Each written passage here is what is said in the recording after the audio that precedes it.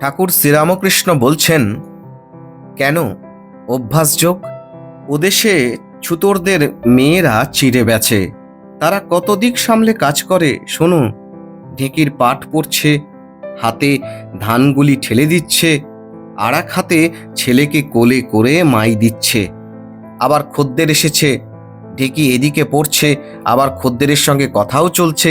খদ্দেরকে বলছে, তাহলে তুমি যে পয়সার ধার আছে সে পয়সা দিয়ে যেও, আর জিনিস লয়ে যেও।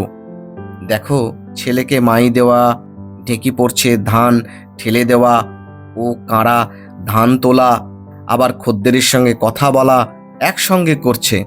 এরই নাম অভ্যাসযোগ। কিন্তু তার 15 আনা মন ঢেঁকির পাটের দিকে রয়েছে, পাছে হাতে পড়ে যায়।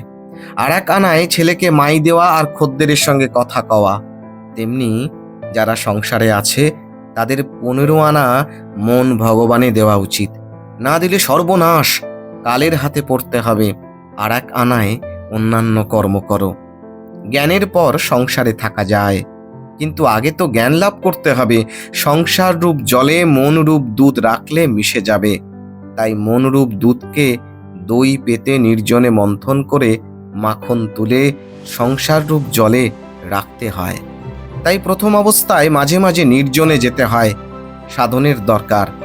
ভাত খাবে, বসে বসে বলছো কাঠে অগ্নি আছে, ওই আগুনে ভাত রাঁধা হয়। তা বললে কি ভাত তৈরি হয়? আর একখানা কাঠ এনে কাঠে কাঠে ঘষতে হয়, তবে আগুন বেরোয়। সিদ্ধি খেলে নেশা হয়, আনন্দ হয়। খেলে না, কিছুই করলে না, বসে বসে বলছো সিদ্ধি সিদ্ধি, তাহলে কি নেশা হয়, আনন্দ হয়?